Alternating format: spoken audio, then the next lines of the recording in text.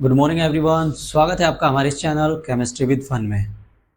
तो अब तक की हमारी जो यूनिट चल रही थी वो आपकी classification of elements and periodicity in property, unit number 3 of class 11th। इसके अंदर हमने आपको सारे एलिमेंट पढ़ा दिए थे। पीरियोडिक टेबल के अंदर कौन कौन से एलिमेंट होते हैं, कितने ग्रुप होते हैं, कितने ब्लॉक होते हैं, सभी हमने पढ़ा दिए थे। पिछले लेक्चर में हमने मेटल नॉन मेटल की पोजीशन बताई थी पीरियोडिक टेबल में, कहाँ पर मेटल्स होते हैं, नॉन मेटल्स होते हैं। आज हम बात करेंगे आयनाइजेशन एंथैल्पी और आपकी इलेक्ट्रॉन गेन एंथैल्पी के बारे में और इसके आगे के टॉपिक के बारे में। तो अपने टॉपिक पर चलने से पहले आप वीडियो को लाइक करके चैनल को सब्सक्राइब जरूर कर दें। तो सबसे पहला टॉपिक आज का हमारा है आयनाइजेशन एंथैल्पी। आयनाइजेशन एंथैल्पी क्या होती है आपकी? It is represent the energy required to remove an electron from an atom.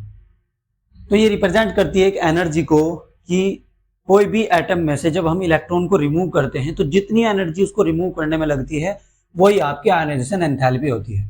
इसको हम डेल्टा आई एच से डिनोट करते हैं। इसकी यूनिट किलोजूल मोल इनवर्स होती है। ठीक है, डेल्टा आई एच यानी कि आपकी जो आयनाइजेशन एंथैल्पी होती है वो हमेशा पॉजिटिव वैल्यू रखती है।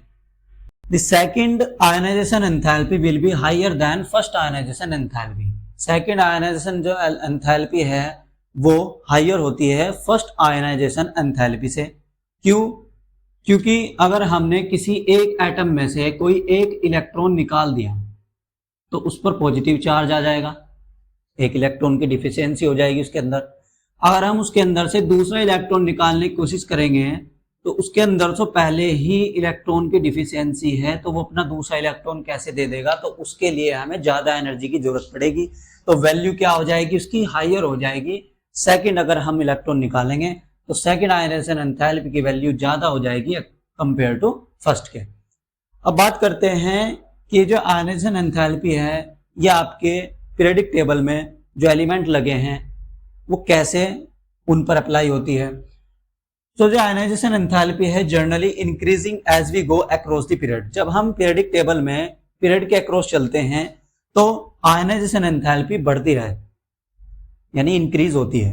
अगर हम पीरियड में जैसे सेकंड पीरियड की बात करें, लिथियम टू फ्लोरीन या आपके नियोन तक चले लास्ट तक, नोबल गैसेस तक, तो ionization enthalpy across the period increase होती है और generally decreasing as we go down the group. जब हम ग्रुप में चलते हैं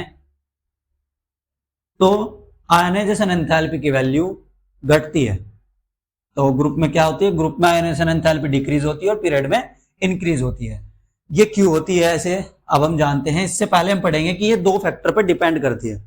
first, attraction of nuclear charge, यानी जो न्यूक्लियस है आपका एटम का उसके अट्रैक्शन से, और आपके repulsion between the electron from each other, जो रिपल्सन इलेक्ट्रॉन का आपस में होता है उन पर भी डिपेंड करती है। तो चलिए जानते हैं कैसे आपकी पीरियड में इंक्रीज होती है और ग्रुप में डिक्रीज होती है। जैसे ही हम पीरियड के अंदर चलेंगे तो आपके सेकंड पीरियड की बात करते हैं। Lithium, beryllium, boron, carbon, nitrogen, oxygen, fluorine और आपके नियो। तो ये आपका हो गए सेकंड पीरियड के एलिमेंट। इसका जो एटॉमिक नंबर है वो 3 है, 4, 5, 6, 7, 8, 9 और 10। इसके इलेक्ट्रॉनिक कॉन्फ़िगरेशन की बात करते हैं। इसके इलेक्ट्रॉनिक कॉन्फ़िगरेशन है 1s2 और 2s1। तो अगर हम इसकी जो है इसके एटम की फिगर बनाएं तो अगर लिथियम एटम है, इसकी जो फर्स्ट सेल है उसके अंदर 2 इलेक्ट्रॉन है 1s2। फिर सेकंड जो ऑर्बिटल है 2s1, ये इसके अंदर 1 इलेक्ट्रॉन है। अब बात करते हैं बेरिलियम की। बेरिलियम का जो इलेक्ट्रॉनिक कॉन्फ़िगरेशन है वो 1s2 2s2 है। तो इसके लिए क्या होगा? इसके लिए इससे ज्यादा एनर्जी की वैल्यू लगेगी। इसके अंदर 2 सेल है, 2 इलेक्ट्रॉन इसके अंदर, 2 इलेक्ट्रॉन इसके अंदर। अब बात करते हैं किसकी? बोरोन की। बोरोन का इलेक्ट्रॉनिक कॉन्फ़िगरेशन 1s2 2s2 और 2p1 है। तो जो एनर्जी इसके इलेक्ट्रॉन को निकालने में लगी उससे कम एनर्जी बोरोन के इलेक्ट्रॉन को निकालने में लगेगी। लेकिन हमें पॉइंट क्या कहता है कि जो अक्रॉस द पीरियड इंक्रीजिंग होती रहती है, लेकिन ऐसे इंक्रीज नहीं होती। क्यों? क्योंकि जो बोरोन है उसके जो इलेक्ट्रॉनिक कॉन्फ़िगरेशन है यानी सेल है, इसके अंदर 2 इलेक्ट्रॉन और इस सेल के अंदर भी 2 इलेक्ट्रॉन, और जो आपकी 2p है इसके अंदर 1 इलेक्ट्रॉन है। तो नंबर ऑफ सेल इंक्रीज हो गई ना। अब अट्रैक्शन के अकॉर्डिंग, यानी कि जो न्यूक्लियस है इसका जो अट्रैक्शन है वो यहां पर ज्यादा अट्रैक्शन होगा, इसका जो न्यूक्लियस अट्रैक्शन है बाहर वाली सेल से वो कम अट्रैक्शन होगा एज कंपेयर टू इसके जो आउटर मोस्ट सेल है उससे। तो इसके इलेक्ट्रॉन को निकालने के लिए ज्यादा एनर्जी की जरूरत पड़ेगी, इसके इलेक्ट्रॉन को निकालने के लिए कम एनर्जी की जरूरत पड़ेगी एज कंपेयर टू इसके, क्योंकि इसकी जो है नंबर ऑफ सेल इंक्रीज हो रही है, तो न्यूक्लियस अट्रैक्शन भी कम हो रहा है।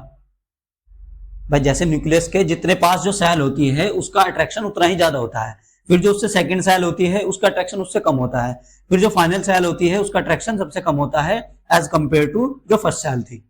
लेकिन इसके अंदर एक cell, number of cell increase हो रही है, इसके अंदर वही सेल है आपकी, इससे कम सेल है इसके अंदर, तो इसका जो अट्रैक्शन है न्यूक्लियस से वो ज्यादा है एज कंपेयर टू इसके। इसके इलेक्ट्रॉन को निकालने के लिए कम एनर्जी की जरूरत पड़ेगी एज कंपेयर टू बेरिलियम के।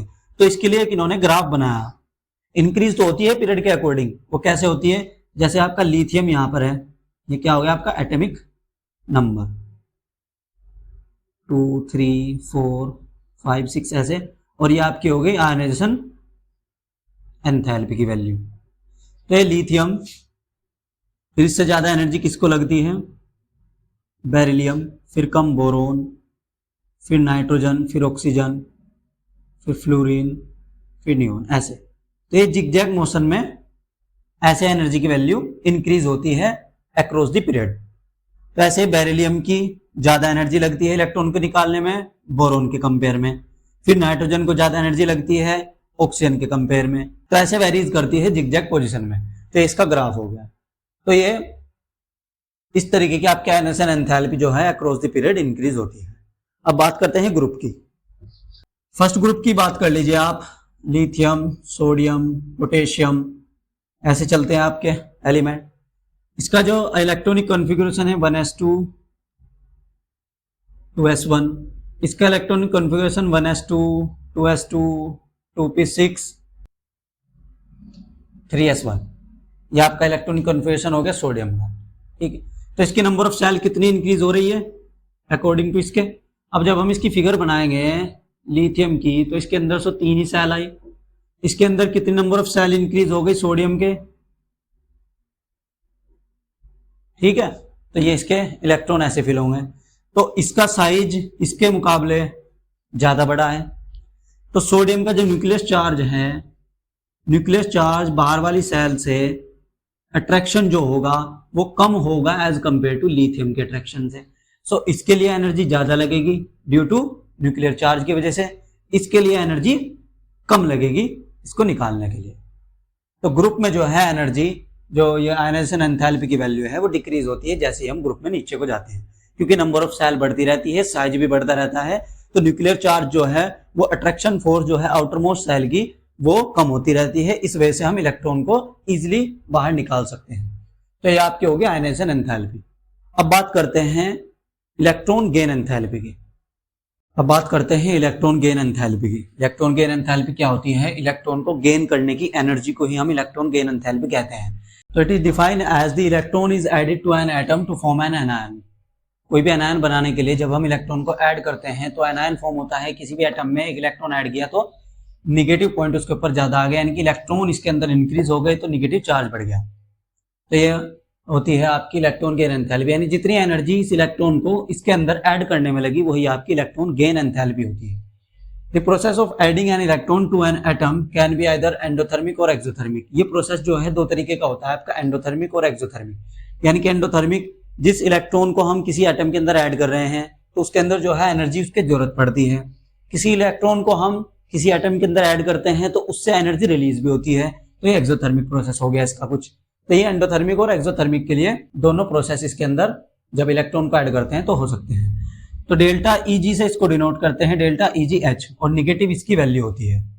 अब बात करते हैं पीरियड और ग्रुप के अंदर कैसे वेरिएशन आता है गेन एंथैल्पी का। Electron gain enthalpy is more negative with increasing atomic number across period. यानी कि आपकी पीरियडिक टेबल, यह आपकी पीरियडिक टेबल है, इसके अंदर जैसे हम पीरियड के अक्रॉस चलेंगे तो इलेक्ट्रॉन गेन एंथैल्पी जो है ज्यादा निगेटिव होगी, यानी more negative value across the period. क्यों? क्योंकि जो है एटॉमिक नंबर इंक्रीज हो रहा है, और जब हम अक्रॉस द पीरियड चलते हैं तो न्यूक्लियर चार्ज भी बढ़ता है। आयनाइजेशन एंथैल्पी हमने क्या पढ़ा था कि जैसे न्यूक्लियर चार्ज बढ़ेगा तो हमें इलेक्ट्रॉन को निकालने के लिए उतनी ज्यादा जरूरत पड़ेगी, क्योंकि अट्रैक्शन जो है बाहर वाली शील्ड से ज्यादा अट्रैक्शन हो जाता है न्यूक्लियर चार्ज का। न्यूक्लियर चार्ज इंक्रीज होगा तो बाहर वाली जो आउटर मोस्ट सेल है उसका जो है अट्रैक्शन भी इंक्रीज होगा।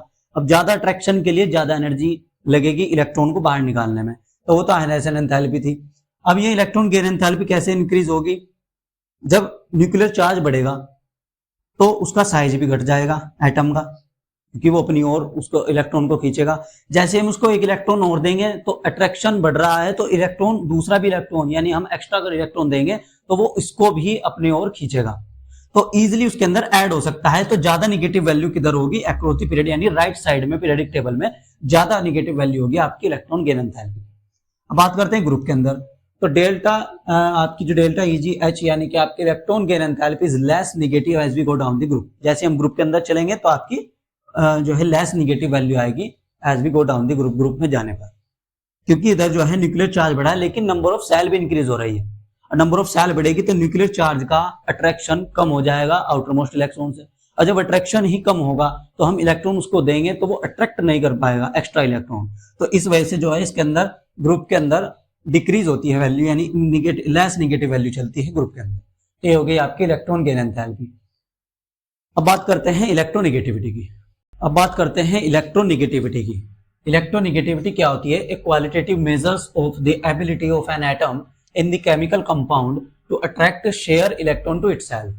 कोई भी एटम जब केमिकल कंपाउंड बनाता है तो वो अट्रैक्ट करता है शेयर्ड इलेक्ट्रॉन टू इटसेल्फ, अपने आप को दूसरे एटम के शेयर्ड इलेक्ट्रॉन, यानी शेयर्ड इलेक्ट्रॉन के जो बॉन्ड बनाता है वो जो एबिलिटी होती है वो आपकी इलेक्ट्रोनेगेटिविटी कहलाती है। अब electronegativity generally increasing across period के अकॉर्डिंग जैसे हम चलेंगे तो इलेक्ट्रोनेगेटिविटी की वैल्यू बढ़ती है। यह आपकी पीरियडिक टेबल है, तो जैसे हम पीरियड के अक्रॉस चलेंगे तो इलेक्ट्रोनेगेटिविटी इंक्रीज होगी अक्रॉस द पीरियड, और electronegativity generally decreasing as we go down the group. जैसे हम ग्रुप में जाएंगे तो इलेक्ट्रोनेगेटिविटी वैल्यू घट जाएगी। इलेक्ट्रोनेगेटिविटी को जो रिलेट किया जाता है वो एटॉमिक रेडियस से रिलेट किया जाता है। एटॉमिक रेडियस पीरियड के अकॉर्डिंग घटता है क्योंकि न्यूक्लियर चार्ज बढ़ जाता है। अब न्यूक्लियर चार्ज बढ़ेगा तो अट्रैक्शन फोर्स ऑफ इलेक्ट्रॉन वो भी बढ़ेगी, न्यूक्लियर की ओर जो है सारे इलेक्ट्रॉन अट्रैक्ट होंगे तो साइज जो है घट जाता है।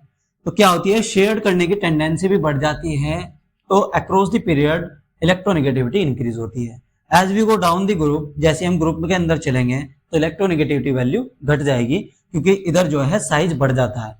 साइज बढ़ जाएगा तो जो है अट्रैक्शन फोर्स कम हो जाएगी, अट्रैक्शन फोर्स कम हो जाएगी तो शेयर्ड इलेक्ट्रॉन करने में उसकी वैल्यू जो है कम हो जाएगी। तो ये हो गई आपकी electronegativity. I hope you understand very well. आज के लिए इतना ही, बाकी हम अपने अगले लेक्चर में पढ़ेंगे। तो अगला लेक्चर इस चैप्टर का लास्ट लेक्चर होगा, फिर हम अपनी अगली यूनिट पर पढ़ेंगे। तो वीडियो अच्छी लगी हो तो लाइक करें, चैनल को सब्सक्राइब जरूर करें। जय हिंद।